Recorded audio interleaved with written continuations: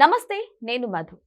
మాజీ ఎంపీ ఉండవల్లి అరుణ్ కుమార్ లోకేష్ గారి గురించి కీలక వ్యాఖ్యలు చేశారు. ఆయనని ప్రశంసించడం జరిగింది. అసలు ఎందుకు ప్రశంసించారు, ఏం జరిగింది, ఈరోజు మనం తెలుసుకుందాం. ప్రస్తుతం మనతో పాటు ఉన్నారు సీనియర్ జర్నలిస్ట్ సిఎస్ రావు గారు. వారిని అడిగి మరిన్ని విషయాలను తెలుసుకుందాం. నమస్కారం సార్. సార్, మాజీ ఎంపీ అయినటువంటి అరుణ్ కుమార్ గారు లోకేష్ గారిని ఎందుకు సార్ ప్రశంసించారు? ఏ విషయంలో ఆయనని మెచ్చుకున్నారు? సో సహజంగా మన సొంత వాళ్ళు ప్రశంసించడం, పొగడ్తలతో ముంచెత్తడం అనేది సహజం. తెలుగుదేశం పార్టీ వాళ్ళు లోకేష్ గారిని పొగిడారని అంటే అది పెద్ద న్యూస్ ఏం కాదు, మాట్లాడుకోవాల్సిన అవసరం కూడా లేదు. అందుకే జర్నలిజంలో కూడా చెప్తారు, కుక్క మనిషిని కరిస్తే న్యూస్ కాదు, మనిషి కుక్కను కరిస్తే న్యూస్ అని. అలా ఉండవల్లి అరుణ్ కుమార్ గారు మాజీ ఎంపీ, సీనియర్ పొలిటీషియన్, పైగా కాంగ్రెస్ వాది, కాంగ్రెస్ భావజాలం బలంగా పుష్కలంగా ఉన్నటువంటి లీడరు. జగన్మోహన్ రెడ్డి గారికి ఆయన అడిగినా అడగకపోయినా సపోర్ట్ చేసేటువంటి లీడర్గా ఆయనకి పేరుంది. అలాంటి ఆయన మొట్టమొదటిసారిగా లోకేష్ గారిని ప్రశంసిస్తూ మాట్లాడారు. ఇది కూడా ప్రెస్ మీట్లో మీడియాతో మాట్లాడుతూ ఆయన మాట్లాడారు. ఏ సందర్భంలో మాట్లాడారు, ఎందుకు మాట్లాడారు అని అంటే, ఈ మధ్యకాలంలో కోవా బన్ ఇష్యూ వచ్చింది. ఈ మేడారం జాతర జరిగింది. ఆ మేడారం జాతరలో కొన్ని కోట్ల మంది పార్టిసిపేట్ చేశారు. దాదాపు అనేక రాష్ట్రాల నుంచి అక్కడికి వచ్చారు, విదేశాల నుంచి కూడా వచ్చారు. మేడారం జాతర అత్యంత అద్భుతంగా జరిగింది. తెలంగాణలో మేడారం జాతర, దాని ప్రాశస్త్యం, దాని ప్రాముఖ్యత అంటే అందరికీ తెలుసు. అక్కడికి కడప జిల్లాకు సంబంధించినటువంటి వల్లి అనేటువంటి ఒక అతను ఈ కోవా బన్ అమ్ముకోవడానికి వచ్చారు. వచ్చినటువంటి సందర్భంగా ఈ యూట్యూబర్ ఒక అతను వెళ్ళి, ఈ కోవా బన్ నీకు ఎందుకు వచ్చింది, నువ్వు కోవా బన్లో ఏం కలుపుతున్నావు నువ్వు అని చెప్పేసి అతన్ని ప్రశ్నించారు. అసలు ఇంత తక్కువ రేటుకి ఎలా అమ్మగలుగుతున్నావు, అసలు దీంట్లో ఏదో కలిపావు, హిందువులకి ఇది పెట్టేసి పిల్లలు ముట్టకుండా చేసేటువంటి ప్రయత్నం చేస్తున్నావు, అలాలు చేస్తున్నావు, అంటే ఉమ్మి ఊసేసి మొత్తం ఇది చేస్తున్నావు, కుట్ర పండుతున్నావు, అది రకరకాలుగా పోర్ట్రేట్ చేశారు. ఆ ఇష్యూని పోర్ట్రేట్ చేసి ఆ వలి అనే అతన్ని అసలు నానా రకాలుగా రభస చేసేసారు. చేసేసిన తర్వాత అతను హిందూ ముస్లిం అనే యాంగిల్లో వచ్చేసింది ఇష్యూ. ఇష్యూ వచ్చినప్పుడు వలీకి సపోర్ట్గా చేస్తూ నేను వస్తాను, నీ కోవా బన్ నేను తింటానని చెప్పేసి లోకేష్ గారు ట్వీట్ చేయడం జరిగింది. అంటే వలీకి సపోర్ట్గా వెళ్ళారు. అయితే ఇప్పుడు ఎన్డీఏలో ఉంటూ వలీకి సపోర్ట్ చేయటం అనేది ఉండవల్లి అరుణ్ కుమార్ గారికి నచ్చింది. ఎన్డీఏలో ఉంటే అర్థం ఏంటి, బీజేపీతో హిందూ భావజాలను నింపించాలి కదా. సో కాబట్టి బీజేపీ భావజాలను నింపించాల్సినటువంటి లోకేష్ గారు ఈయన లౌకికవాదాన్ని, లౌకిక అభిప్రాయాన్ని వ్యక్తం చేశారు. కాబట్టి ఖచ్చితంగా నేను ప్రశంసించాల్సిందేను లోకేష్ గారిని అని చెప్పి లోకేష్ గారిని ప్రశంసించారు మొట్టమొదటిసారిగా ఉండవల్లి అరుణ్ కుమార్ గారు. వీళ్ళే లోకేష్ గారిని గతంలో విమర్శించినటువంటి దాఖలను వైఎస్ఆర్ కాంగ్రెస్ పార్టీ వాళ్ళు అయితే అసలు దారుణంగా విమర్శించారు లోకేష్ గారిని.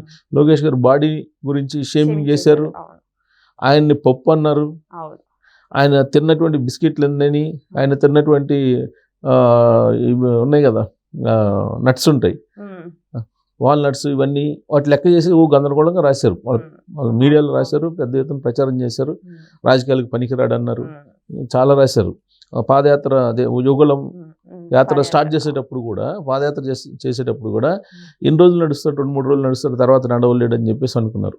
ఎందుకంటే స్టాన్ఫోర్డ్ యూనివర్సిటీలో చదువుకున్నారు, గ్రామ వాతావరణం తెలియదు, ప్లస్ క్షేత్రస్థాయిలో ఎలా ఉంటుందో తెలియదు, కాబట్టి ఇతనికి ఏం తెలుసులే అని చెప్పేసి అనుకున్నారు, చాలా లైట్గా తీసేసుకున్నారు. ఇప్పుడు ఏకమేకై కూర్చున్నాడు ఆయన. ఏకమేకై కూర్చొని ఇప్పుడు వాళ్ళకి మింగుడు పడినటువంటి పరిస్థితి వైఎస్ఆర్ కాంగ్రెస్ పార్టీ వాళ్ళకి. అందుకే ఇప్పుడు లోకేష్ గారిని టార్గెట్ చేస్తూ ప్రతిరోజు ఏదో ఒకటి పెడుతున్నారు కదా, ఏదో ఒక న్యూస్ సోషల్ మీడియాలో ఆయన గురించి పెడుతూ ఉన్నారు. అదేమంటే రెడ్ బుక్ అంటారు. లోకేష్ గారు పెట్టిన రెడ్ బుక్ని అప్పుడు మడిచి పెట్టుకో ఏదైనా అన్నట్టుగా మాట్లాడుకున్నారు. ఆ విధంగా మాట్లాడారు ఎవరు, మన నాని వీళ్ళంతా. సో అలాంటిది ఇప్పుడు రెడ్ బుక్ అని ఏంటంటే భయపడుతున్నటువంటి పరిస్థితి. నిన్ను కూడా రెడ్ బుక్ కాదు, ఎల్లో బుక్ కాదు, బ్లూ బుక్ పెట్టుకోవాలి, ఆ రెడ్ బుక్ బ్లూ బుక్ అంటూ మమ్మల్ని భయపేస్తున్నారు అన్నట్టుగా బొత్స సత్యనారాయణ గారు మాట్లాడారు ఎవరు మండలిలో. అంటే ఎప్పుడైతే లైట్గా తీసుకున్నారో, ఎప్పుడైతే రెడ్ బుక్ని అనుచితంగా మాట్లాడారు, కించపరుస్తూ మాట్లాడారు, అలాంటి వాళ్ళు ఇవాళ అలర్ట్ అయ్యి ఇప్పుడు లోకేష్ గారి వైపు చూస్తున్నారు. ఆయన ఇప్పుడు నిన్న అమ్మటి రాంబాబు గారు జైలుకి వెళ్ళారు మొన్న. బెయిల్ మీద వచ్చారు. వచ్చేసారు. బెయిల్ మీదకి వచ్చిన తర్వాత ఆయన మాట్లాడింది ఏంటి?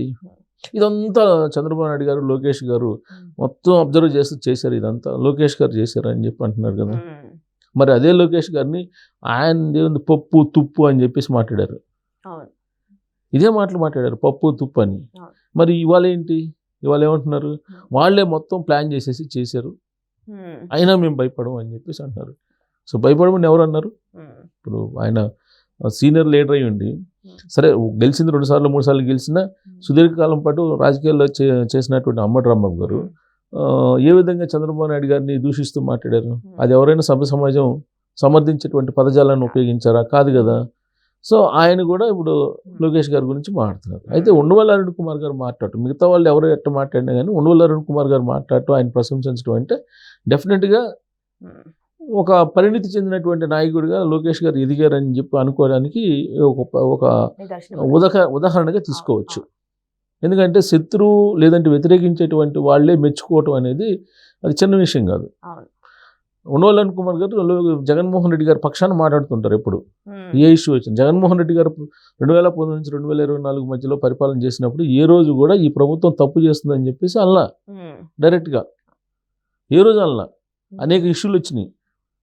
అనేక రకాలుగా జర్నలిస్టులని తీసుకెళ్లి లోపల కూడా పెట్టారు, కేసులు పెట్టారు. ఆ రోజు కూడా మాట్లాడాలి ఆయన.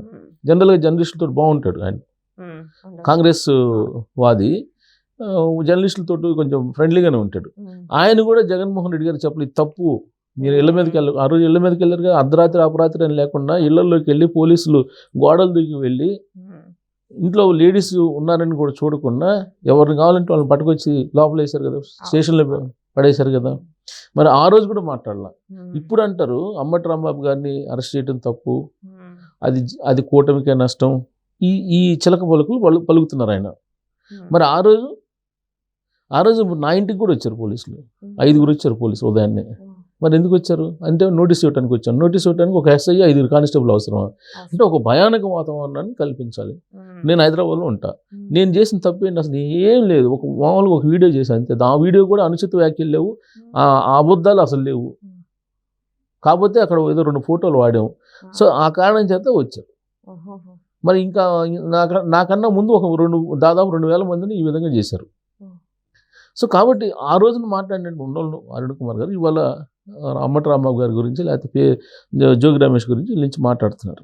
అంటే పక్కాగా వైఎస్ఆర్ కాంగ్రెస్ పార్టీ ప్లస్ దాంట్లో కూడా మళ్ళీ రాజశేఖర రెడ్డి ఫ్యామిలీకి ఆయన సొంత మనిషి.